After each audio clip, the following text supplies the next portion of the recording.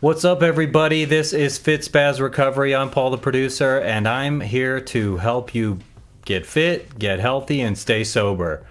So, as I usually say, what's going on? I'm wondering what you guys want to hear from me, but I'll do as I do, and I'll go through this, and I'll talk about my last week and everything that's been on my mind.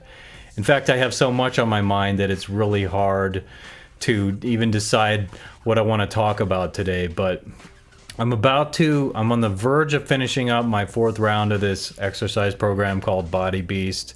And it's going well. Today I did a grueling workout, and some things have changed between the supplements I'm taking and the pre-workout. Instead of drinking my pre-workout, this Vega stuff that has a little bit of sugar in it, I've just been guzzling like a bottle of water like this before I start working out in the morning. How many ounces do we have on this here? Looking for the ounces right on there. It's right at the front, I bet you. About 17 ounces. So that's what I'm doing instead of mixing it with something that has a lot of sugar. Trying to avoid some sugar. I haven't been taking creatine as much because I want to just deload from it.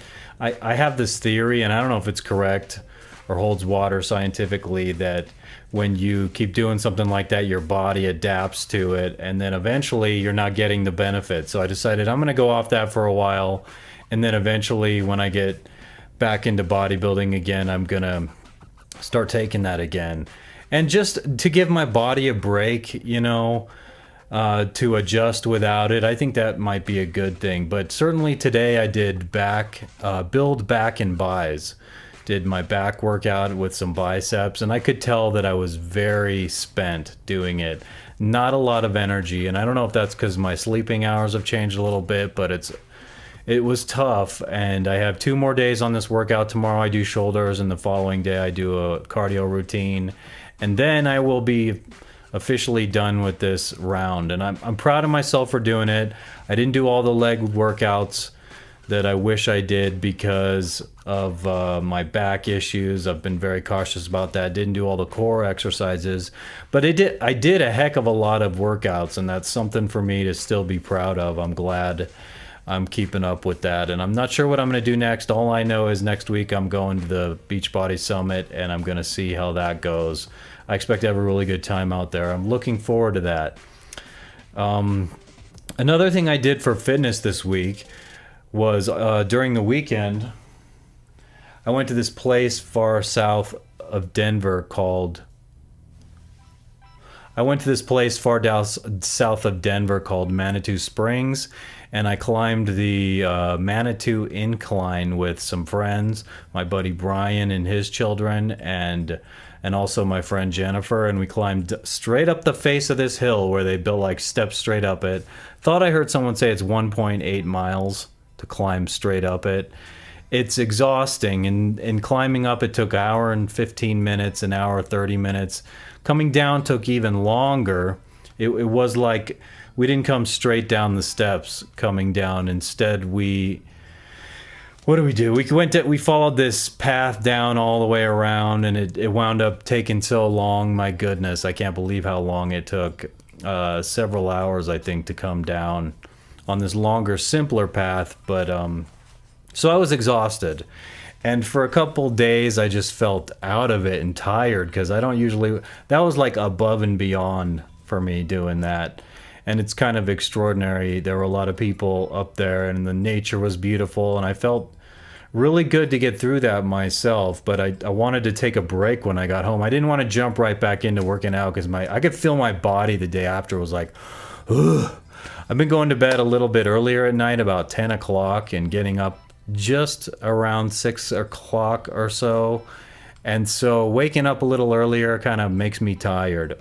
Another thing that's changed about my nutrition, I suppose you could call it my nutrition, is I stopped taking this thing called Brain Force, which has a little bit of caffeine in it. So I'm adjusting to that a little bit, and I feel a little bit wonky. I've been doing a good job at sticking with my meditation routine. Like I always tell you guys, I come in and I surrender to it. I'm gonna move this a little bit like that. Yeah. Whoa. And Yeah, I like this. That's a little more centered to me. It looks a little better. I could have done a better job starting out. Oh. Um, so I'm doing the meditation routine, and like I was saying, I stopped taking the brain force stuff, and the main active ingredient in that is caffeine, and I think I'm going to be a little better off because I've been thinking more about getting my body properly hydrated, and I don't want to take a diuretic like caffeine and be peeing all the time to clean it out. I just want to focus on being properly hydrated. So in the morning, instead of when I normally have my pre, I've been taking about half of one of these. So this is 17 ounces, so that's about 8.5 ounces of water with the pre. And so instead, of taking the pre, I'm taking about a full bottle of water all at once, just gargling it down and letting my body hydrate. And before I go to bed at night, I'm also drinking more. Yeah, I'm clearing my throat. So what? And this hydration, I'm just trying to make my body function a little better. And my back does seem to be on the mend since I've been playing it safe and wise about with all the exercise and so forth, and not doing certain exercises because I'm trying not to move backwards with that problem, but move forward in a direction of getting my body more ideally healthy. And my nutrition has improved because of the sink getting fixed. I had a plumbing problem I told you guys about. So all this stuff is inching back to normal in a good way. And but I must say it's afternoon time now, and without that brain force, I can feel how I'm just a little more sluggish. A couple times it's been really easy for me to sit in front of the TV in the afternoon and start dozing off. But I've been doing a really good job in the morning. Doing some personal development. So I've been continuing to read this book. In fact, I'm on the verge of finishing it. And I'm really liking this book. Like I was saying, this author, what's his name? David Schwartz. I love the way this guy talks to me. So those who are just podcast listeners, this is The Magic of Thinking Big by David J. Schwartz, PhD. And it's the way it's written. It has just it's reachable to me. Like it's not over my head, and it's inspiring. It makes me want to do things. I was reading about goals, and so I've been pretty good at consistently reading this. I need a new book because I'm now about to finish this one, and I'm like, holy mackerel, what am I gonna do once I finish this to keep pushing the ball forward every day? I think that's important. It's not only important to just read a book like this, but a lot of it I'm like, oh, I've learned that before, kind of. What's really important is putting these things into action. And so it's making me do a few things that are kind of unique. One is that in this fall, I will probably be going back to Italy with my dad and sister. So I decided that leading up to that, I decided to refresh my Italian. I used to study Italian a lot when I was younger and in school. I took several semesters of it, and I've spent a lot of time in Italy. So I've gone back and started refreshing my vocabulary and adding to my vocabulary, as well as reminding myself how Italian grammar works, because it's like extremely complicated. But the overall goal is to improve myself in a way that makes me feel good. So even after a few days of studying Italian for an hour, hour and a half each day, I find my mind remembering things, how things work better, especially grammatically. I tend to forget these things, but I also know it's like if I go back there and I'm around people, suddenly it's all going to start coming back to me. But what I decided was, since I'm going back to Italy and I love this language and I have a meaningful experience there, especially socially, I decided to refresh this skill, get to practicing it again, listening, conversing, studying, writing, and all of that helps me have confidence when I'm trying to express myself in that language, and it's an extraordinary feeling. So I'm doing that, and I want to push the skill a little further than I've ever had it before. So learn some new words and just grow in that regard. And it's interesting having a daughter, because before I ever had my daughter, I would go back to Italy and I would stay The longest I think I stayed on one occasion was 5 months, and another time like 4 months, another time 3 months, another time 8 weeks, a couple more times 3 weeks each, and so forth. My dad and I, for a while when I was younger, were going back on a yearly basis. And that's a great way to learn and change and grow, is to just immerse yourself into something new like that. And the extraordinary thing about, well, this book, there's this chapter on goals, and he's talking about the three things you want to look into the future and think about your goals in three ways: professionally, at home, and by golly, what's the third one? Professionally, at home, and socially.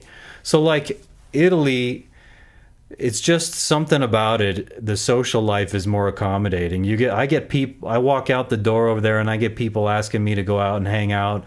Some of them have very common interests. I have musician friends who are very much philosophical and intellectual, and it'll be such a joy to see some of those people again.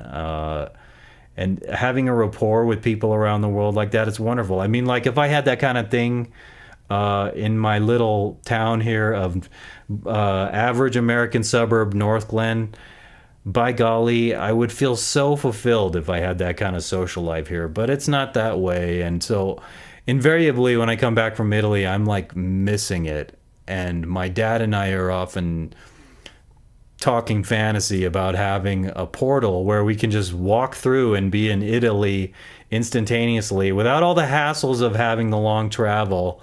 And just be there and enjoy it. I would spend most of my social time there, and I'm sure my sleep would be all out of whack. But the reason I'm talking about this social stuff is because I know I've shared with you guys on here how much some of my shortcomings are actually having to do with not having enough social connections with people, being a loner, being isolated. A lot of too much solitude probably throws me a little out of balance. And so I talk to you guys all the time about how I'm trying to incorporate new activities into my life, and not just to be active, but with the hope of connecting with people, with attracting people who are like I am, and me being attracted to others, and just connecting. So Italy's like that. And so this guy talks about the 10-year social goal, and I thought to myself, well, I hope with these things I'm doing that at this stage in my life I'm planting new roots that grow, and I cultivate these social relationships, and they eventually grow into something that can be all encompassing. Okay, so like having a group of friends that we just help each other along, encourage each other, people who are positive, like I said, all the right personal qualities attracting us to one another, and home life. I thought about this and I was like, honestly, I'm 42 now, and within 10 years I would personally love it if I were married again. And if it were the type of person, I'm anticipating meeting a person who mutually wants to have kids with me. And because having a daughter already has brought so much of a kind of special love in my life and this feeling of purpose, that I really want that. And so that's the goal I've been thinking about. And in order to do that, I got to get out connecting with people and exposing myself to people and putting myself in that mix of life. And so I am scared. But like when I've done it a little bit and I've seen how nice it is, it kind of motivates me to go out and do more. So yeah, I'm doing that. I'm putting myself in situations where I'm not exactly quite comfortable, but that's the key. I want to get comfortable in new types of situations. And I'm exposing myself to you here. Maybe someone can relate out there because you similarly are like solitary. I'm trying to think. There's a word for loneliness in Italian I've been learning the last couple of days, but I'm not remembering it at this moment. But I keep going over this same list every day, trying to get all these new things solid in my memory. Anyway, the third was professional, and I kind of think the social and the professional can kind of work in some senses in unison with one another. I have the fitness business, and I really like that. I don't anticipate quitting that. In fact, I'm just going to poke my fingers into that more and try new things, see what works, listen to others about what they've done with what works, and I'm just going to keep doing that. By the way, if you want to do fitness, you can talk to me. and we can get you involved in something. It's a great way to get yourself sober and get healthy and feel better about yourself. At this point, it's really a lot to me about cultivating all the aspects of life to just feel good. And I'm not a perfect specimen either. You know, I've spent a couple hours this morning after doing my learning and stuff watching this show on Showtime that is now off the air called Weeds. And I'm like, Jesus, as a pot smoker, I should not be watching this, because I'm watching and it's really like every time they're lighting up, I'm like, oh, I get this nostalgic feeling and this romanticized feeling. The story is really good in that for the first few seasons. I happen to remember I stopped liking it after a certain point because it got really stupid. But so I've been watching that and it's made me want to grow. Today I was like, am I going to grow a plant before I die? And I'm like, what the hell am I thinking? And I could go down a whole line of thought with that, but just that some shows do have that effect on me. Sometimes people will light up a joint and it's just like normal, casual people hanging out. And I'm like, oh, you mean like I'm not doing that anymore? I can't do that anymore? And no, because I've made a conscious choice to lead a different kind of life, pursue a different kind of development that's based on sobriety. And I think the drug use slams the door shut on developing and cultivating one's spiritual self. So going back to that higher power, when you start pursuing sobriety because you think you have substance abuse issues, like I certainly do, it's just whatever empowers you, in my opinion. And I have been trying to tap into that and empty my mind out and have sort of that, I don't know what the heck you'd call it, spiritual telepathic conduit to that deeper sense of self and the universe and God or whatever you call it. It's important to me. So I'm still also doing the dance routines on Wednesday night. I did my 5th in this routine called Go For It last week, and I'm like extremely very pleased because it's been improving very quickly on this particular routine. And one big difference from last week compared to the weeks prior was I got this new mirror on my wall, and it was like the first time in this routine where I wasn't watching the TV following what he was doing. I was just looking at what I'm doing, having the routine somewhat memorized, and watching my form, thinking about my style. And it's all very encouraging because I love seeing the improvements. That's why the constant learning and the poking into these aspects of life that you want to be better, it's so vital to one's recovery. Because you can't have, I challenge anyone in the world to have fulfillment by accomplishing nothing and doing nothing socially, spiritually, professionally. All these things you have to constantly be poking into it, trying to develop life, getting somewhere, wanting to get somewhere. I can't imagine how you could get off any drug if your attitude is just like, well, I'm just going to sit here and I'm not going to do anything and I'm not going to accomplish anything. You're going to go back to the drugs because you're going to try and bury that lack of fulfillment you have in some chemical illusion. So really important to me lately. That's sort of the message of this week, that I've been trying very hard to have, and all of these, day to day, they're short-term goals, but long-term, keeping up with those little steps yields a great reward after time, right? When I climbed that mountain on Saturday, I'm telling you, you start on the path and you're looking up at this hill, this straight up incline, and you're like, oh my gosh, I had to ignore that. I had to ignore that whole thing in front of me and just do the few steps in front of me at this moment, because when you look out at that end goal of the top, the summit, you get overwhelmed. So it's no joke that we're talking about baby steps here with everything in life. And the same is true coming down. So it took like an hour and a half going up and much longer coming down because of just the raw distance. I think the distance was over 7 miles, somewhere between 7.5 miles, I think. 7 and 7.5 miles. And it was just baby steps all the way. So you want that compound ending. You got to do it little step by little step. They say like the 1,000-mile journey begins with the first step. Isn't that the saying? Or so, it's something along those lines. That applies to everything in life, including acquiring new skills, whether you're dancing, whether you're learning a musical instrument, whether you're learning a new language, whether you're just trying to work on yourself, whether you're trying to master your emotions and not let things get to you in a super dark, negative way. All very important. Honestly, people, one of the things that I've been thinking a lot about, my foot is like falling asleep here and I do not know why. It's driving me bananas. I've mentioned this a little on here, and so I think I'm better at offering people suggestions about how to deal with sobriety once they get there, how to develop a good, positive life. I'm not Tony Robbins. I'm not some amazing, great guru or something. I'm just trying to relay my personal experience, and I'm accessible. Unlike those famous people, I'm accessible.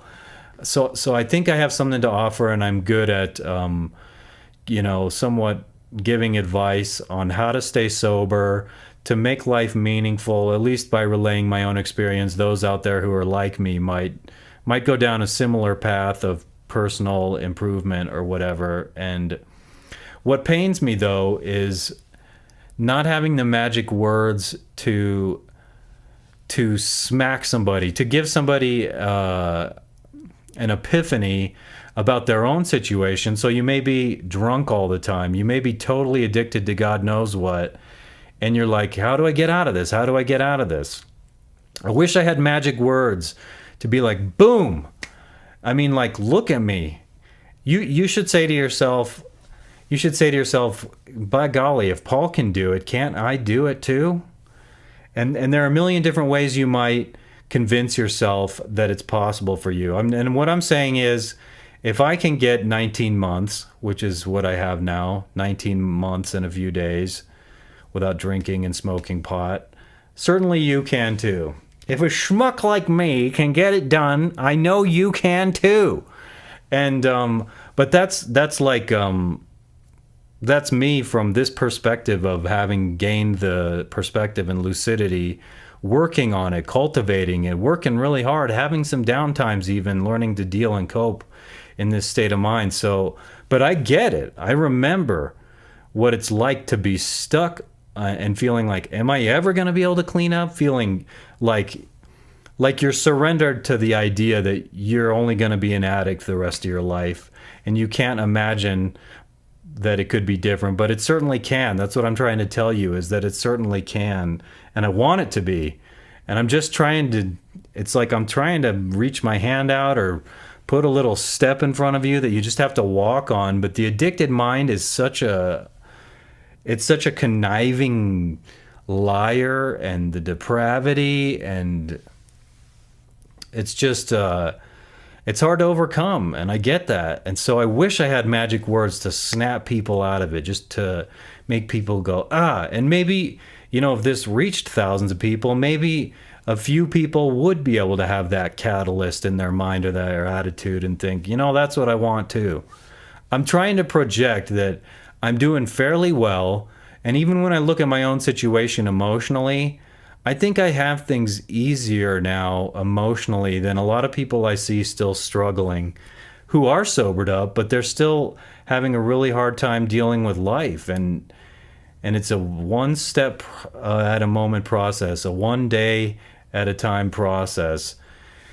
And it's not easy, but for me personally, I'm just lucky this way. And I think it's luck because, like I said, I've seen how much other people are suffering with it. And so I'm offering that advice that, look at me. I'm not perfect. I don't have the greatest life. I'm like still a work in progress.